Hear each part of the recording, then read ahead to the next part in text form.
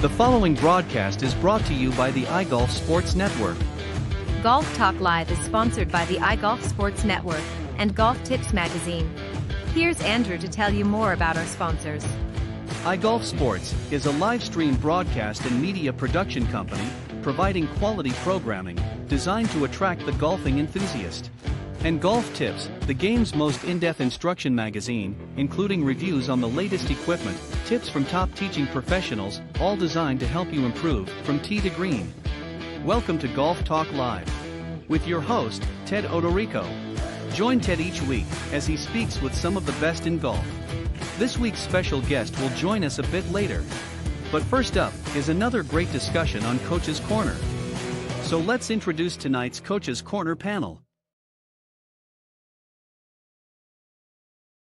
Welcome back, everybody, to Golf Talk Live. I'm very, very excited to have tonight's featured guest, Bobby Steiner. He is the Director of Golf Instruction for Horseshoe Bay Resort in Texas. Let me tell you a little bit about him, and then we'll get right down to tonight's discussion.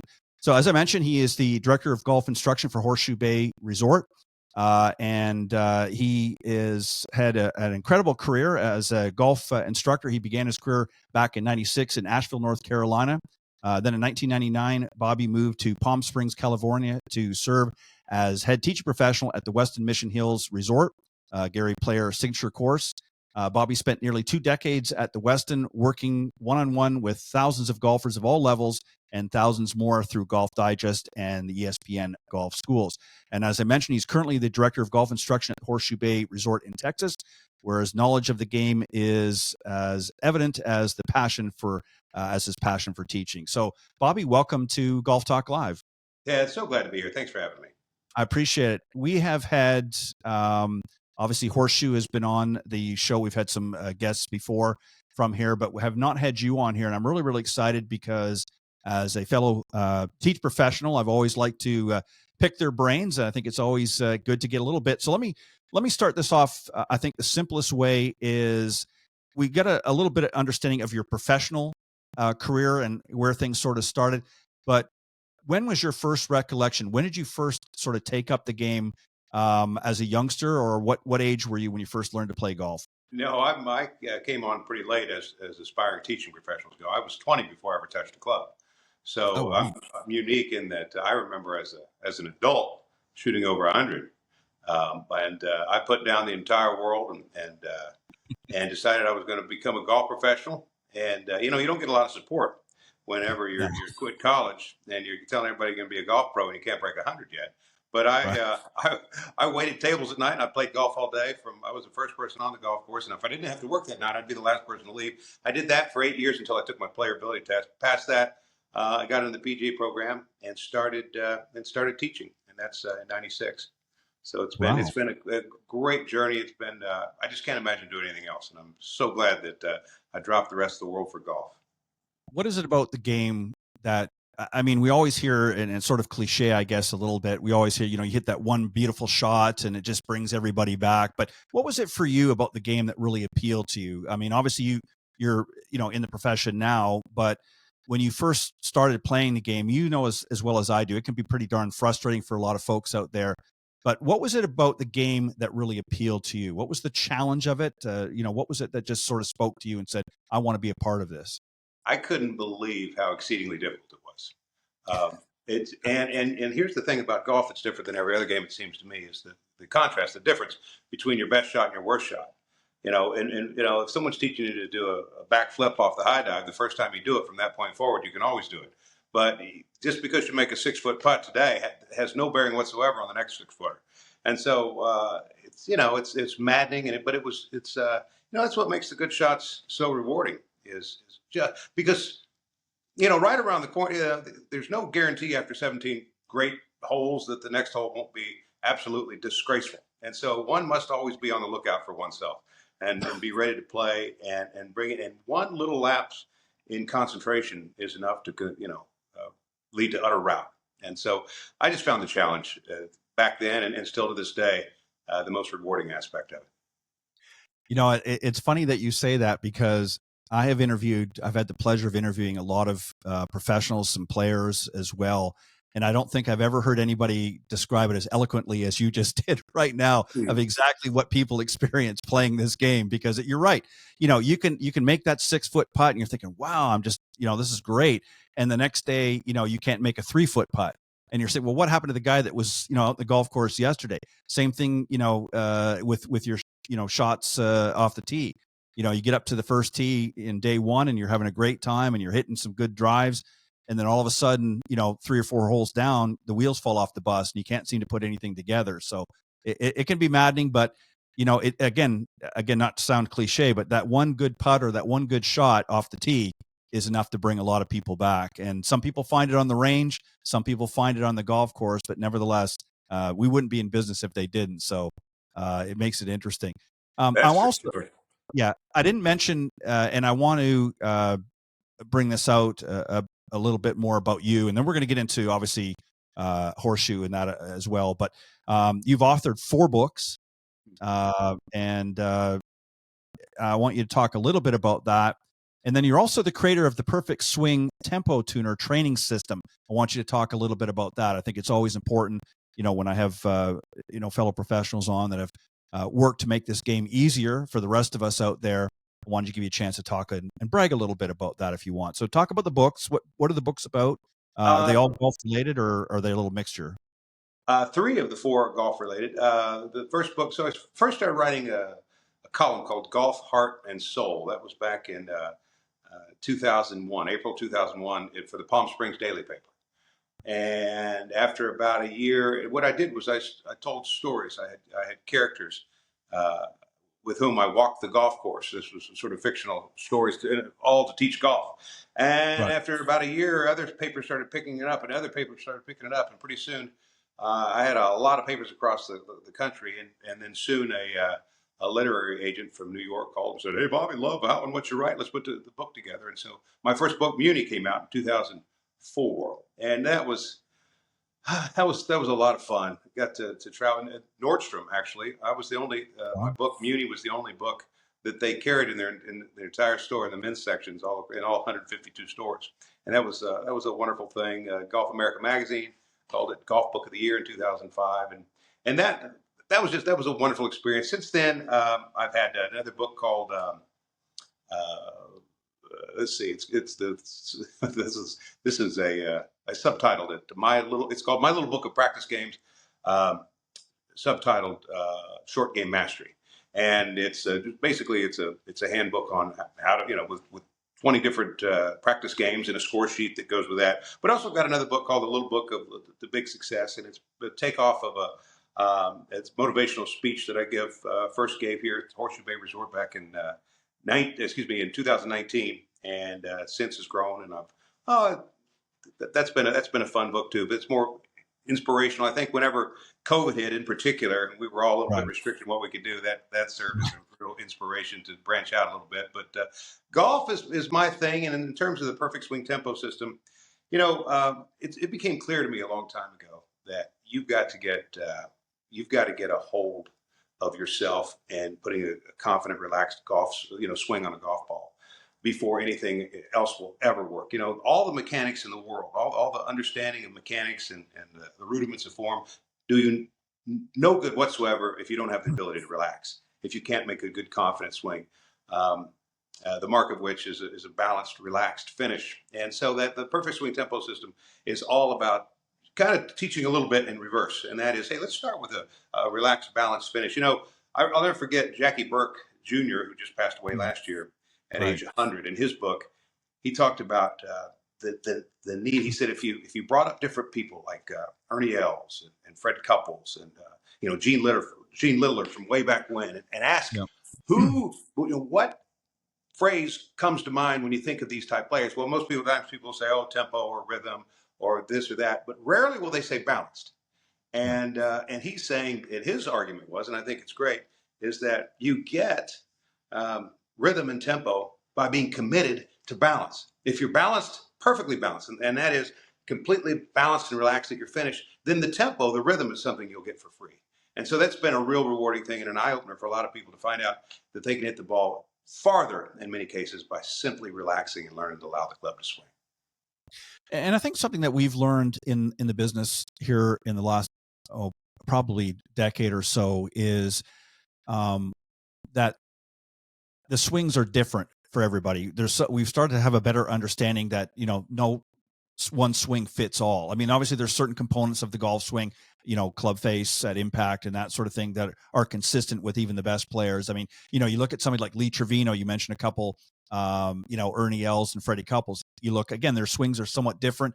Freddie and Ernie have a much more relaxed and sort of smooth approach. Lee had a little bit different, an awkward approach to the game, but they all had the same core fundamentals were the same. How do you, as a professional, recognize from player to player, and I'm talking about amateur players, forget the pros for right now, but amateur players, how do you recognize, okay, this is not going to work for you, but this is going to work for you? How do you differentiate? What do you look for first, I guess, is the best way to approach that? Well, let me sort of answer what I thought you were going to ask for just a moment. That is, sometimes people come in here and say, "I want to swing like Ernie Els," or I want to sleek, I want to Right. learn this move that I saw Tiger," and I have to let them know right away that Ain't going to happen. you can't. You know, one should never mistake nuances for fundamentals. We see this one thing that I'll never forget after the 2003 Masters when Weir won. I think it was 2003. You may remember he's left-handed. He had that little thing where he would go to the halfway point and then come back. And then he won the Masters, and he won the green jacket. On Monday morning, I look out on the range there at the Gary Player course, and there are about 9 people out there, and 4 of them are doing that. Now they're all right-handed, but they're doing the same thing. They're Yep. they're looking at their backswing as if there was some magic that might wear off that Mike Weir had that earned him the green jacket. If they just did that same little nuance, people often latch on to nuances and mistake them for some fundamentals. And I've got to make that clear that while there are certain characteristics that every great player possesses, there are nuances that make them different, and it's important that we understand that those are 2 different things. And so, to get to your actual question, though, I look at the club face to begin. It's a little different with a beginner. You've got to find out what other games they've played and what their experiences are, and what they, even with limited experience, oftentimes they've already looked on YouTube and have some idea of what it is they're trying to do. In other words, what are you trying to do with this golf ball? And let's talk about what you should do. Square club face will go a long way. And that is, if a person has a super weak grip and therefore leave all their shots out to the right, well, now they're going to swing over the top to try to guide that thing to the left. And, you can't clear anything up till you can clear up that club face, which is the cause, and all those other things are the effect. And so you got to look at it. But yet some people come with a good grip and they have other issues. Maybe it's posture. Right. Oftentimes people think they're lined up at the target. They're lined, 30 yards to the right. Well, that's going, the danger there is not that they're going to hit it 30 yards right. The danger is they're going to find a way to get it back to the hole. And therefore, develop a swing that's just as flawed as their setup. And so, it's case by case, but it is a puzzle that I never tire of putting together. I mean, it's a 1-hour thing where I've got them in here. Now I'm in we've got our indoor studio. I've got TrackMan. I've got all these things. Now they can see themselves. For 25 years, I taught without that. And so you've got to be a pretty good salesman when you don't have video. And what I mean by that is most people can't feel what it is you're telling them and identifying as their swing fault. And so when you tell them they're doing so and they just simply can't feel it, there has to be some buy-in. And with the video analysis we have now, it's wonderful. So I can say, here it is. See that line? You need to be a little closer to this line. Oh, and with each successive swing, they see themselves getting closer and closer and closer. And so I've always loved teaching, but I love it even more now. Yeah, the visual component in golf instruction has really been a game changer for years, because again, you can explain and try to articulate, until the cows come home. And there are some people that can manage to understand that. But I think a good majority, I think you're exactly right. I think a good majority of people need to visually see what you're talking about. Say, okay, yeah, that makes sense now. Now I understand what you're trying. And I'm one of those people. Even though I teach, I'm very, conscious of the fact that I need to demonstrate and let people see, whether it's through the video that we've taken or through even my own demonstration of what it is I'm trying to get across to them. Because just talking, in front of them, it's almost like their eyes are rolling in the back of their head, because they're just not understanding it. So you have to be able to do that in video, and obviously the technology, as you said, with and we're going to talk about that now, but that your academy at Horseshoe Bay has. So let's brag about that a little bit. You guys got a world-class facility up there. So let's talk about the Golf Academy at Horseshoe Bay.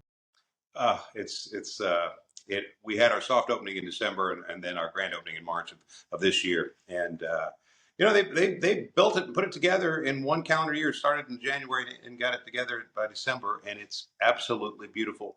I've been the guest instructor at other academies. I've been to and visited other places, but none that top this one. And I'm so excited. So we've got two indoor bays. Both we're in partnership with Callaway Golf, and so both equipped with TrackMan technology and also a Callaway custom fitting studio and all that. And then we have 8 outdoor covered hitting bays that run east to west, which means what? That means they are always covered because the sun's going straight overhead and always right in line with it. So it's always in the shade, always has a breeze. So even when it's 99 degrees a day, I've got people out there hitting and no one's even breaking a sweat. I love it. And then we've got a monster Zoysia tee out front, which the grass is just it's so nice to have that as well as a laser Zoysia putting surface and some bunkering, and it's just a great place. So I teach golf schools, 1, 2, and 3 day golf schools. That's the thing that I've been looking for. I've been here for 7 years, and we've just now built the academy. My background before that was working for at the Western Mission Hills with Golf Digest schools, ESPN golf schools, Troon Institutes, and so my passion, my history has always been teaching golf schools. That is, people coming, vacationers from far away, and teaching it. So now I can finally do it. And I've just been living in this dream world for the last 7 years going, there's going to be a day when we get to do this again. And finally it's come. Yeah. And when you have the right tools, it makes obviously your job so much easier, and, having the state of the art equipment. And I noticed in some of the notes I was reading, you have obviously offer club fitting and things like that in a club repair room. And you guys have fondly labeled that the dirty room. Tell us a little bit about that. How did that come about? Oh, we had club repair on site here for all this time, and it was kind of just a little side area. Now it's part of the teaching academy, and so Ed, who's also a Callaway certified club fitter, he does all the club repairs, so it's full service. We've got a pretty big membership, something like 1,700 golf members, in addition to everybody else, and there's somebody snapping a shaft just about every single day. So it's nice to have a place to bring them. There's no gray area. They know exactly where to come and get it fixed and patched up right. What do you obviously want to have a well-rounded experience for members and obviously resort guests, when they come, to Horseshoe Bay. But what is it that you want them to take away from that? I mean, obviously you've got some world-class golf and you've got obviously incredible facilities to offer. But when they're coming up there for somebody that's never been there before, what is it besides the wow factor? What is it that you want them to take away from that experience, and obviously hope that they're going to come back again? And I'm sure a lot of them do. But what is it when you're thinking about that and you're speaking with a guest or something for the first time, what is it you want them to take away from their experience at Horseshoe? So it's funny you ask that. When I was first sort of recruited for this position, I thought I knew about every 72-hole facility in the country. If you asked me, I would have said, oh, yeah, there have been, particularly a real design course with Robert Trent Jones Sr. and Jack Nicklaus like we have here. Mm-hmm. But I hadn't heard of Horseshoe Bay. And then I'm going, Texas, Horseshoe Bay, what's that? Near Corpus Christi? What bay are we talking about? Well, we're on Lake LBJ here. I just hadn't heard of it. And nor did I know about the special place that this hill country is. Have you been out here, Ted? Have you been to the I have not. I'm planning on coming next year. So, yeah. That's why I'm asking you. If someone just dropped you here and sort of took off the blindfold and says, what country do you think, excuse me, what state do you think you're in? Texas would not be it. Right. The land remains as nature shaped it, and it's green and it's rolling, and these beautiful golf courses. Now, I've played some courses, some Robert Trent Jones Sr. courses along the way. The golf, the golf trail in Alabama and all that. Played it. I had to play 2 of the 3 of the courses there and thought he was a good designer, but it's not.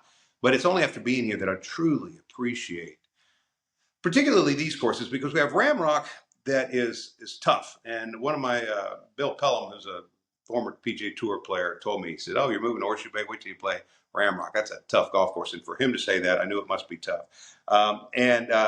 But also a great course. And I don't know how many courses I've played in my life, maybe 300 or 400. It's definitely top 5. It's just a well-designed course. And it's not I'm not saying that like, aren't I great? This difficult golf course is one that I consider my Right. favorite. It's a fair but challenging golf course.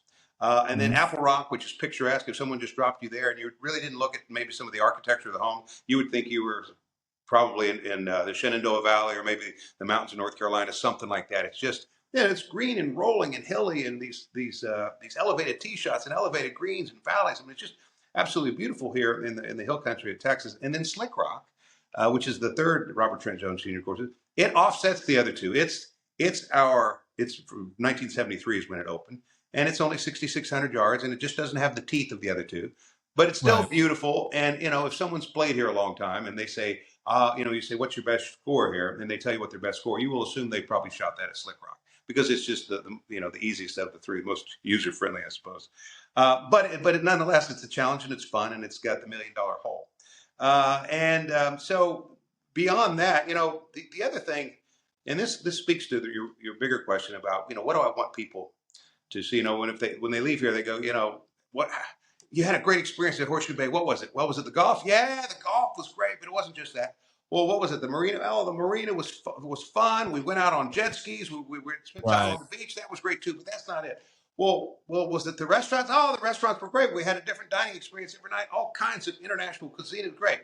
But that's not it either. Well, what was it then? Well, once at the resort, we were treated like the equal of kings, and that is that we mattered, and they showed us the Southern hospitality, and that's how they made their mark. And so, yes, we've got all these wonderful amenities, but people remember the experience and how they're treated. There really is a thing to this Southern hospitality that people are shown in Texas and in the South at large.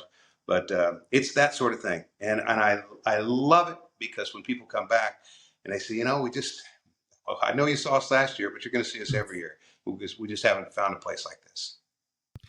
Talk about, and that's an excellent point, because there's a lot of people who probably don't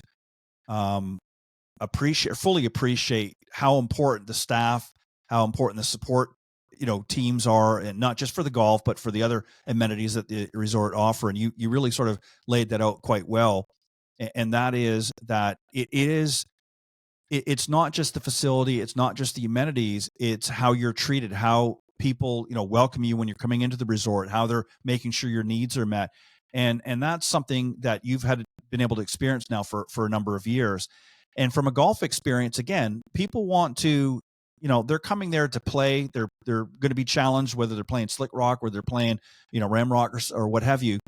And, there's going to be a challenge for everybody, which is important. You want to have that diversity and challenge so that there's some for the less accomplished golfers that maybe need a little bit easier course to play. And then there's those that really want to test their mettle out there.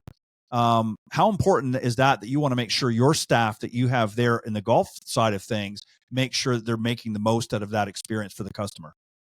This is the phrase that I use with the guys who work for me here at the Golf Academy is, guys, you have an opportunity all day long to make the moment. And that is, you're standing there with somebody, maybe both of you are waiting for a bay to come open or something, but there can be something that you do that makes this individual's moment. Maybe it's ask them where they're from, what kind of golf experiences they've had, where they've been, what they've done, why they're here.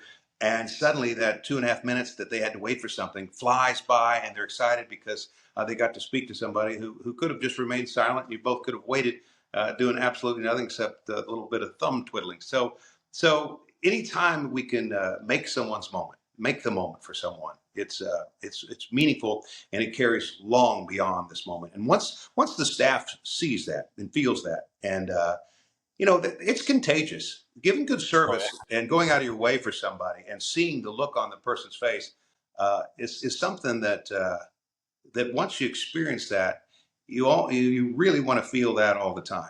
And this is home for all of us. And so I have to remind the guys, hey, it's not home for them. They've been thinking about this for 8 months since they booked this vacation. Pour it on, guys. Pour it on, and show them that same level of excitement that you had the first time you came here, and then you'll be right on the mark. What would you say? And I'm not necessarily looking for a percentage, but I'm just trying to get, for the people that are going to be tuning into this, that give them an idea of sort of the diversity. A lot of golf vacations, golf was typically always sort of the buddy trips, but now you're seeing more couples, more families.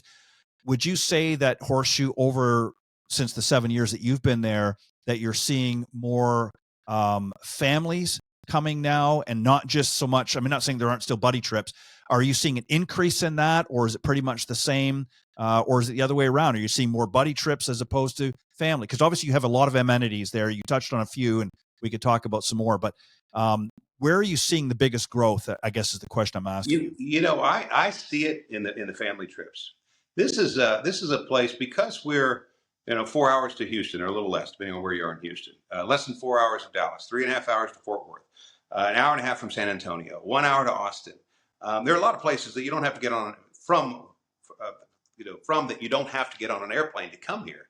And so that's great for families. Hey, let's get in the car and let's go. Mom, you're in the spa. Kids, you're in the kids club. We got a great kids club. The kids enjoy it. They can be there for hours and hours each day, while the parents either go golf, or one goes to the spa and the other play golf, whatever.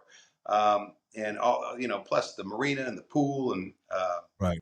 it's just we've got a floating pool, one of only one in, I don't know, North America or something like that. It's amazing. And so there's just so much here for the family to do. And so I'm sure of that it's more family oriented, but that didn't happen by accident. Those in charge here, those who do, have made this place a much bigger family destination. When you do that, you don't have to cut into the golf. The golf is still great. Yeah.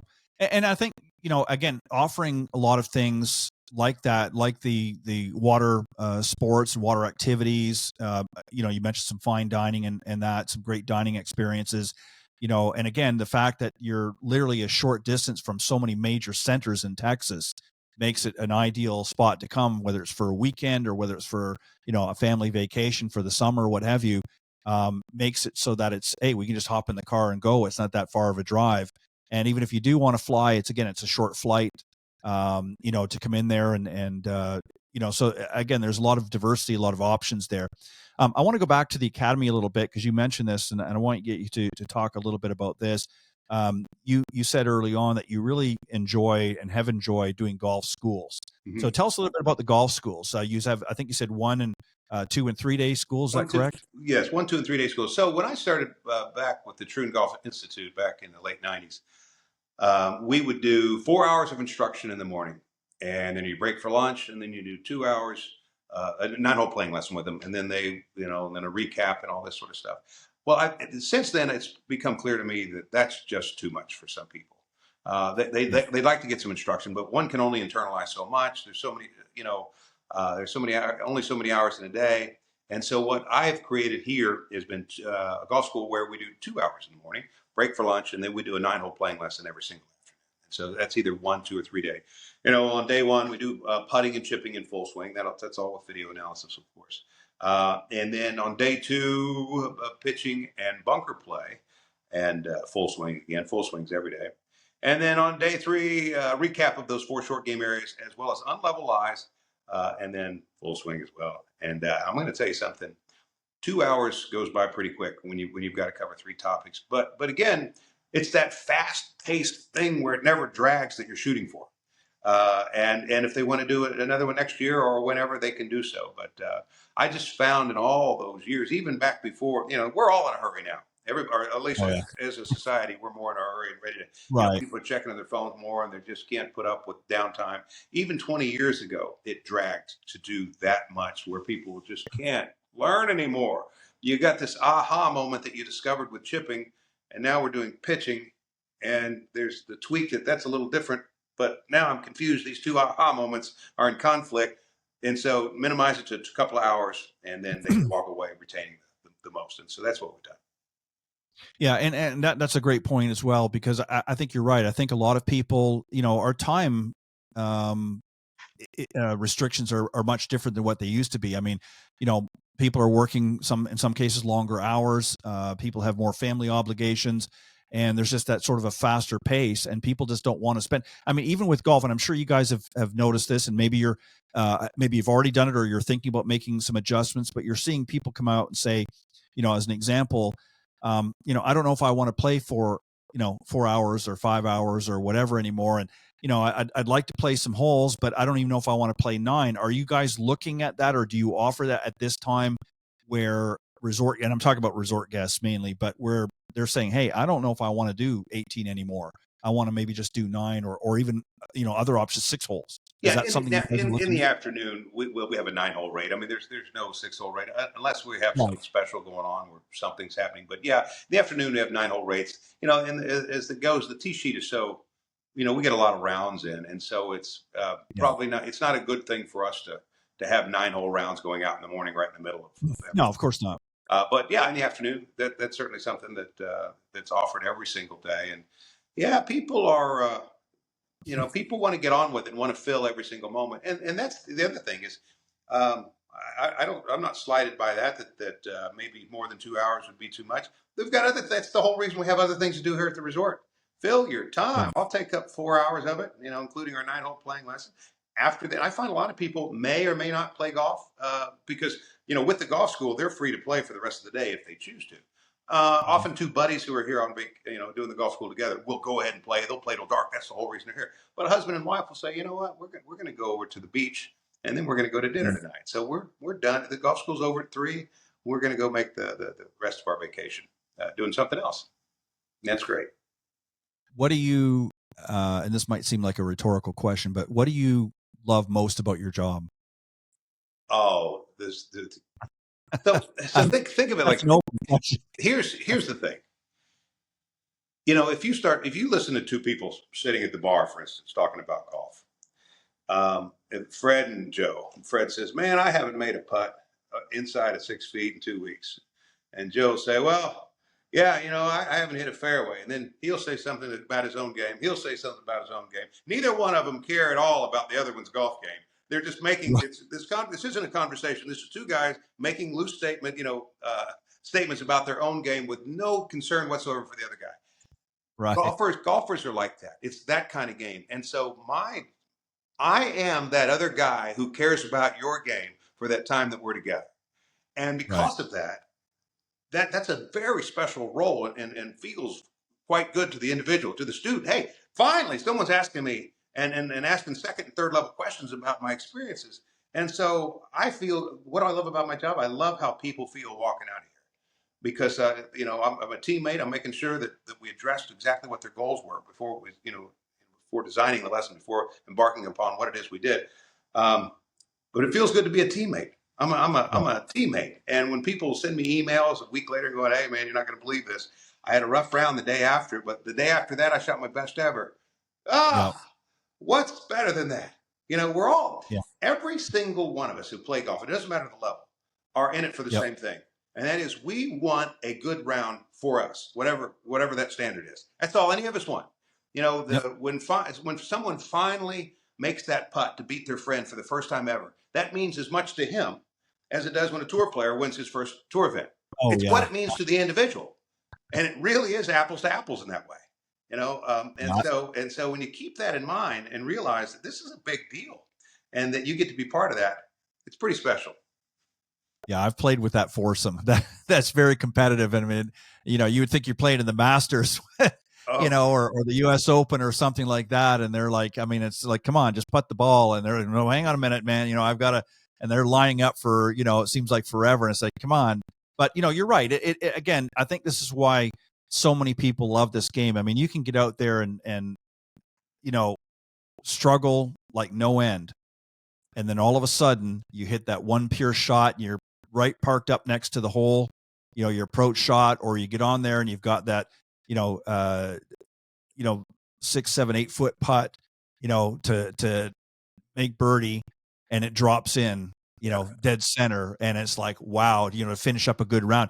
You might have shot 98, but it doesn't matter. That last birdie on 18 just makes you want to come back. Yeah. And, from an instructor, you're exactly right. You hear a lot of different stories, and it's very rewarding because, as you know, anytime that you work with a student and you're making changes, especially if they've got some, a number of issues to work on, there's always a period that they're going to struggle a little bit, but then all of a sudden they'll have that aha moment, and you'll sit there and they'll say to you, just like you said, he reaches out to you, an email or what have you, and he says, well, the next day I had a terrible round, but then one after that, man, everything came together. And that's what you'd want to hear, right? Oh, And this is part of what you're saying there is this is why the interview process is so important. You've got to know what they have tried in the past. You've got to know what they're thinking. Now, there's some people, unless you ask, you'll never find out that what they're intentionally trying to do is the exact opposite of what they should be doing. But if you don't ask, Right. if you don't ask, you'll. I've always thought it was a fundamental that I should remain on my right foot to hit chip shots. If they thought that's what they're supposed to do. They've been told that, or have been, for whatever reason, believe that. You've got to find out what it is they're trying to do, what experiences they've had, and here's the thing: it's really rewarding when they've been unsuccessful in the past, and come to you a little bit negative about their chances. Four different guys have tried to get rid of my slice, so I really don't expect much of you, but maybe you can help some. And then we get that thing turned into a draw before the thing's over. And they look at you like you returned their lost child. They're going, "Oh my God, I didn't believe." And when with that particular fix, of course, it's another 25 yards. Right. So it's Right. it's just such a wonderful thing, particularly when in the past they've been unsuccessful in that pursuit. And nothing gets its reward like perseverance and patience. And so for them to hang on and try one more time and finally make it work, it's awful fun to be part of that process. Yeah, for sure. And you're right. It's the look on their face especially when they've been working on for something for so long and just can't seem to put it together. And, they spend an hour with you and all of a sudden, there's a major change and they go with an excitement and they're enthusiastic again because, this was one thing that was interesting, a few years back, just prior to COVID, and I know this, but there was a lot of folks that, were struggling with their game and they just, especially some of our older golfers, and they're just like, I just can't do it anymore. I'm just really struggling with the game. And then COVID came and of course everybody got tired of sitting inside. So they wanted to come back out. So there's kind of a resurgence and it was really an opportunity for the industry to say, okay, let's try to make this more fun. Obviously we want to be able to help people and become better players and so forth, but let's really, because we've got a new audience now, in addition to some of the regulars that have come around for years, we want to make it fun. We want to make this and get them enthusiastic. And there's no better way to do that than to help somebody really sort of turn the light on for them, if you will, in their own golf game. Because once they start to see and have that, as I said, that aha moment, now all of a sudden they're excited again, they're enthusiastic. I know guys that have played for 30, 40, 50 years and we're on the cusp of, I don't know if I want to play anymore. And then all of a sudden you give them that little spark and they're out there outpacing their buddies in the foursome. And it's like, wow, what happened here? What got lit under your feet? And it's just because they just had struggled for so long. And all of a sudden now you found that magic, sauce, if you will, for their golf swing. And now they're able to get back out there and re-engage and enjoy the game and have fun again. And that's really what it's about. We want people to have fun and get out there and talk around the bar and joke with one another and talk about the good and the bad. But particularly, we want them to talk about the good. So that's got to be a very rewarding for you and for your team. Absolutely. Right? It's funny you say that. I had a gentleman come to me the other day, and he's saying, "Listen, I want you to meet my grandson and tell me what you think about his potential, because he's a baseball player, but I want to get him into golf. And if you think he has potential, he's such a good baseball player. He's been playing since he was a kid. He's already getting looked at by all kinds of colleges. But I think if he picked up golf, he could get the same thing with golf." And he says, and I want you to look at him and you tell me if you think that this is a pursuit he should follow. I said, hey, you don't have to have that to introduce him to golf. Golf isn't just for the guy who's going to take you to the highest level. Right. How about just all the people he said, yes, introduce him to golf, all for it, but don't give up baseball. No. If he's got stuff going on, golf is more than something you can only enjoy because it takes you somewhere because of your ability. Go out and play the game. All the people you get to meet, all the different wonderful places you get to spend time at. I mean, it is in so many ways a great game. And if you're really crazy about the game itself, obviously that's a bonus. If you just can't get enough golf, there have been times in my life when particularly when I first started playing, that I would rather be with someone I didn't really care for on a golf course than be with my best friend anywhere else. I love golf. It was just like, and it didn't have to be a good golf course. It just had to be some place that had a fairway and some greens and a hole that's 4 1/4 inches in diameter. And when that's where you are with your golf, it's a fun game. You know, you'll scope to the starter and say, put me with anybody. I'll play with anybody. I just want to play Oh, golf. yeah. You know, and so it's a good game. Yeah, my earlier days, that's what I did a lot of. I always would go and you know, because sometimes my friends, for whatever reason, weren't able to play, and I would just go up to the local course and I would say, you know, throw me in with a group, and they would, and I always had a lot of fun. And I got to be honest, and all kidding aside, but I really enjoyed playing with the ladies. They were always the biggest laugh because, and not, especially at that time, I'm talking, you know, 30, 40 years ago now, but, you know, they weren't as accomplished at the time. Now, you know, we've got some great lady golfers out there, but, you know, earlier on, they weren't as many out there, but you know what? They had fun. They made the most of the experience. They didn't care. They'd pick the ball up and move to the next hole. They knew, you know, they understood that, but they just had the best fun. And I used to enjoy it. And in fact, I enjoyed it sometimes better with them than I did with some of the guys, because the guys would get so serious and you know, the throwing that you want to talk about snapping shafts. You'd get these guys and they'd be snapping. I can't believe I hit that darn tee shot, and you know, and whatever. And the next thing you know, the club head's flying off in the distance. But you know, so it's all how you approach the game. And I think you know, from everything I'm hearing from you tonight is you guys at Horseshoe really, really want people to come. And it's not just about great golf. Obviously, that's a thing that you're focusing on for personal reasons. But, you know, it's a great resort for the family. It's a great resort for anybody that wants to come. There's all kinds of things to do. Great restaurants there as well. Great eating opportunities. And again, it's very, very accessible for a lot of people, and it's a big property. It's a lot bigger than what a lot of people realize. There's a lot. I mean, you've got the golf courses, and you've got the water, and you've got all kinds of things, and a lot of great accommodations to stay at as well. Any final thoughts? Then we're going to give them the website so they can go and check it out and start making some of their own arrangements. What I would leave anybody with is you know, as I said before, I'd never heard of this place, and for my entire life.